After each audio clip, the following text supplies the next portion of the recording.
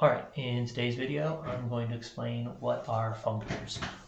So the simple answer to what functors are the right notion of an arrow or morphism between categories. So if you don't know what categories are, check out the last video, but categories are universes of mathematical objects with the relationships between them.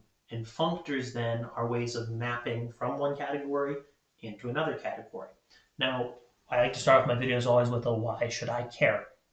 Rather than trying to give a comprehensive answer, let me just give an example. Um, you may or not actually care about tensors, but plenty of people have encountered tensors and not really had much clarity on what are they. It can be annoying to get a good answer, especially in my opinion, if you approach it from physics first, because they tend to, I don't know that it's always the clearest. Well, one way you can see this is um, to do the tensor construction, you might start with a vector space. Then you apply what is the free functor. And the free functor is then going to map that vector space into an even larger vector space. It actually ends up being a functor from vector spaces to vector spaces. Then you apply a quotient construction. And when you get that quotient construction, you end up with tensors. My point is not for you to understand this, but just to say free functors show up in a lot of places. Even if all you got out of this was an understanding of free functors, it'd probably be worth the 10 or 15 minutes. And actually, I'm going to do some videos explaining this sort of diagram and showing what actually happens here. But my point is, um, there's a lot more than just free functors. There's tons of functors all over the place in math. Categories are all over the place in math. And if you can develop this perspective of recognizing when you're in a given category, one class of mathematical objects, and then seeing that, hey, there's this map over here that puts us into another category. This happens nonstop, especially as you move on in math and physics and actually other things, even computer science. It happens plenty. All of physics ends up being different flavors of differential geometry. You better believe functors show up all over the place when you start dealing with different bundle constructions and things. Okay, those words may not mean anything to you just yet, but take it for if you want to get further in math and physics, it will behoove you immensely to understand categories and get some of the basics of functors. And the nice thing is they're simple. So let's talk about what they are. So first, let's just recall what a category is. So a category basically is three things. It's really two things plus some properties. So first of all, a category consists of some objects, X, Y, Z, whatever. So they can be huge, like the category of sets, where all sets are inside the category of sets, or the category set.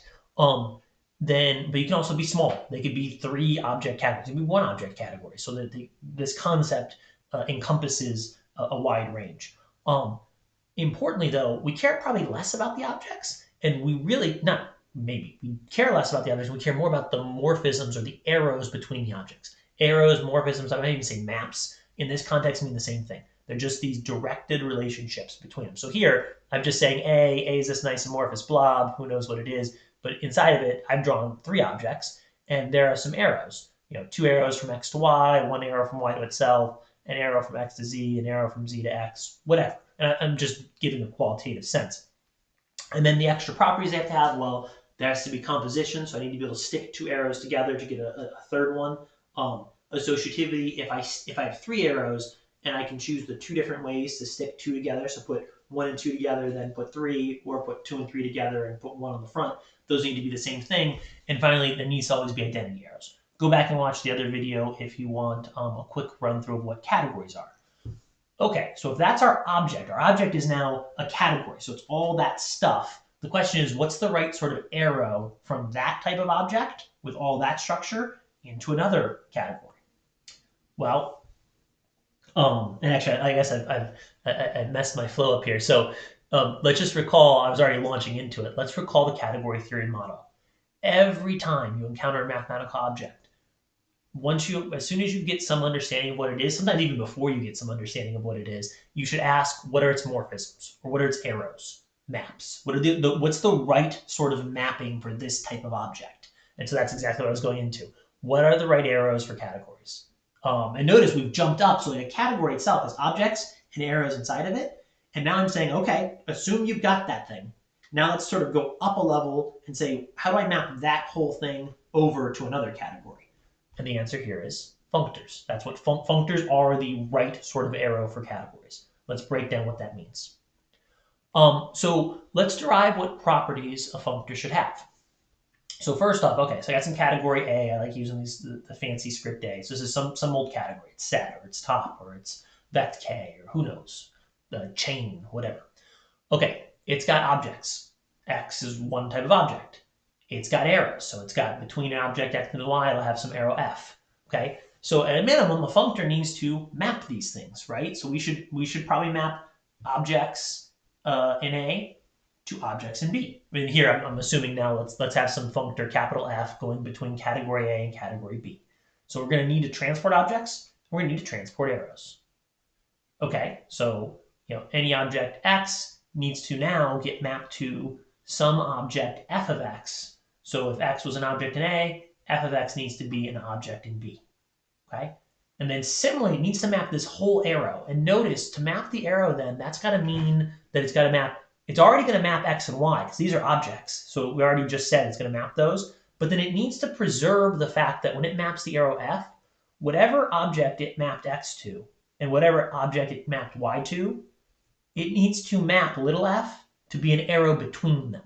So notice how this ends up in notationally, we just put big F's in front of everything, but this is now an object B, this is an object in B, and this arrow needs to stay mapping between them. So you see how we've preserved the arrow structure. So anytime we do these, the notion of right mapping in a category is always one that preserves whatever the right sort of structure is. So like if you're a vector space, you need to preserve the linear structure. If you're a set, you just need to preserve the set structure, which is just elements. Here, we need to preserve the category structure, which is both the objects and the arrows, and then actually we'll get to the two other things you got to preserve. So you can also write this way, just to say, hey, if F was in home A X Y, big F on little f needs to map home, and this is that notation where I actually put the category in the subscript. Again, go look at the category video if you haven't seen this, but this is the set of arrows between f of x and f of y. So we need to have big F on little f be in here. Okay, that's the basics. So there's two other conditions we need. First of all, recall that one of our conditions for a category was we always had to have identity maps. So for every object X, there was always at least one arrow, and it was this identity arrow from X to X, satisfying the identity property. And so given what we just showed, this arrow is going to get transported this way. Now notice the key thing here is that this is not, this could be something different. This is not a priori the same. Oh no, I don't have my pen, so I'm doing this with the trackpad. But this is not the same as one. Oh man, I gotta make sure I leave my pen attached. This is terrible. It's not the same as that thing. One f of x, that's all that's basically illegible. I probably won't do that again. And so we want it to be though. The idea is, hey, we want to map identities to identities. So this is an identity. This is not a priori an identity.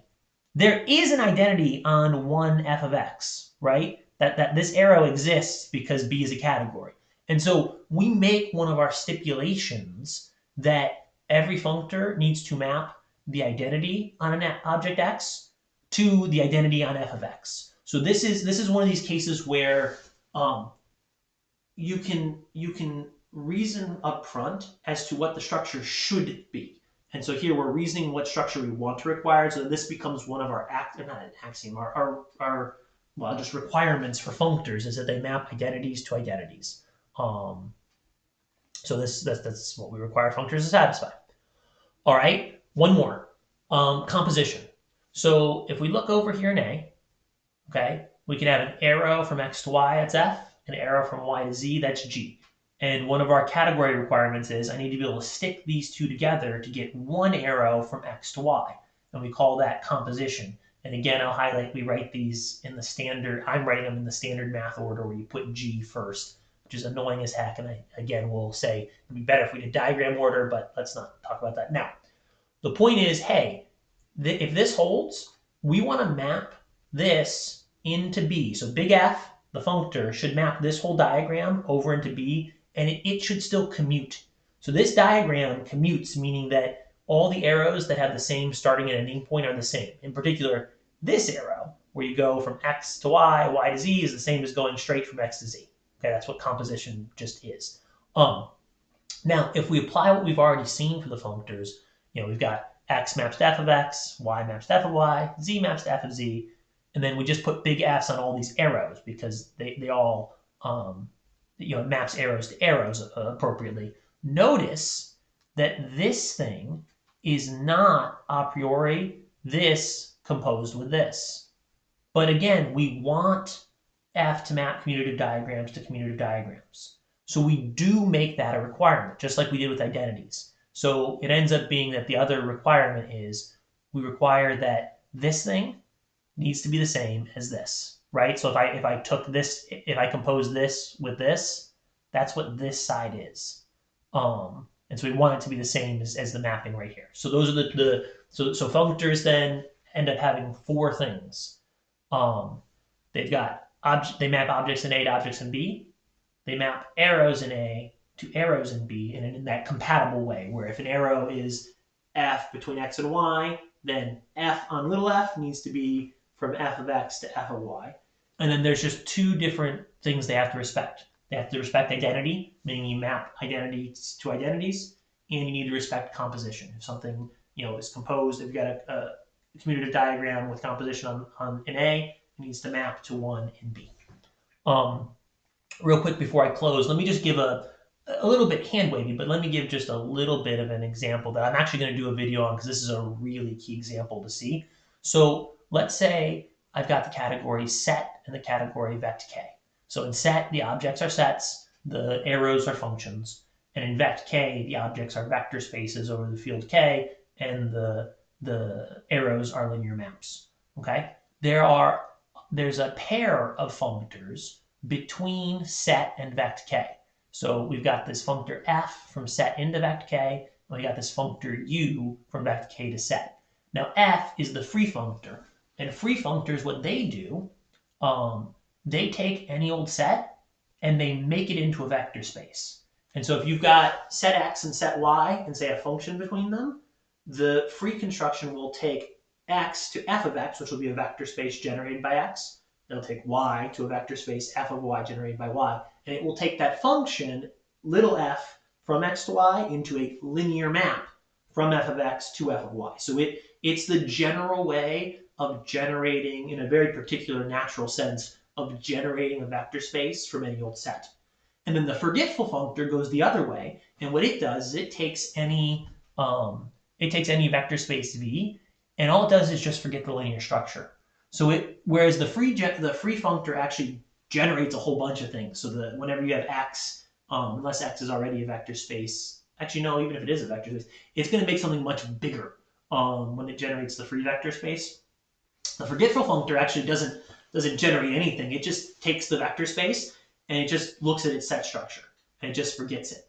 Those end up being this combo is really important in math because these show up in all sorts of algebraic categories where you have this free construction like free groups or free algebras. Then you have this forgetful construction. They end up being a very special sort of pair of functors called adjoint functors. And actually, if you want one really, really, I don't know if it's the most important, but it's maybe the most important application you could get of this early category theory stuff, it would be learning about adjoint functors. You can do the Sanders-MacLean adjoint functors are everywhere, and they are. And if you learn even just the free forgetful functor adjunction, it ends up making a whole lot of things a lot clearer. But that's not for now. I'll do that some other time. And I think I'll probably do a video actually with the free functor construction, if for no other reason that I want to show how to actually generate tensors in a decently clear way. So we'll have to talk about free functors to do it. All right. Thank you. If you have made it this far, let's just close out saying, hey, let's apply the category theory motto. Okay? We just met a new mathematical object, functors. Well, anytime we encounter a mathematical object, what should we ask? We should ask, what are the arrows? What are the morphisms for that object? So what are the right notion of morphisms between functors? So earlier we had categories, and then we said, all right, let's look at the arrows between categories. Those are functors. Now we've got the arrows between categories. Let's look at the arrows between them. And so these end up being called natural transformations. That's probably what my next video is going to be. And so for here, you have category A and category B, and you'll have two functors, F and G, between the same two categories. So both of them are going A to B. And then alpha is going to be our natural transformation between the functor F and the functor G. Also very useful. Yeah, well, I'll show those next. Thank you if you made it this far. Like, subscribe, all that stuff. Until next time, be well.